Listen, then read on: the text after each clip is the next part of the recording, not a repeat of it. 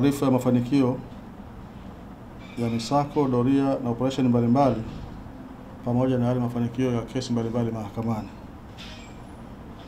kwamba kwa kipindi cha mwezi huu Aprili 2025 jumla ya watuhumiwa 15 walikamatwa kwa kujihusisha na tuhuma za makosa mbalimbali kama ifuatavyo: makosa kupatikana na pombe za moshi, kupatikana na dawa ya kulevya aina ya bangi, wizi wa mifugo pamoja na mauaji.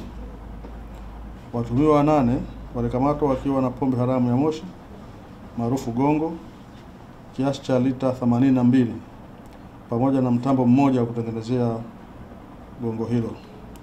Watuhumiwa 4 walikamatwa wakiwa na dawa za kulevya aina ya bangi gramu 103.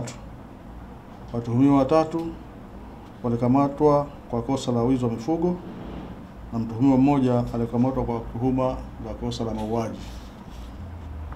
Jeshi la Polisi mkoa wa Mtwara limemkamata na kumfikisha mahakamani Samuel Matayo Oyo, miaka 27, mkazi wa Kisiwani, wilaya ya Nanyumbu, kwa tuhuma za mauaji ya Abdalla Ajali Musa, miaka 40, mkazi wa kijiji cha Nakole.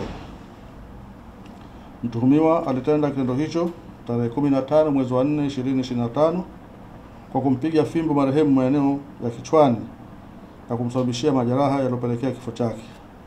Chanzo cha tukio hilo ni mgogoro wa muda mrefu ulioambatana na wivu wa mapenzi kati ya mtuhumiwa na marehemu, baada ya mtuhumiwa kuona marehemu akiishi na mwanamke ambaye awali alikuwa mpenzi wake.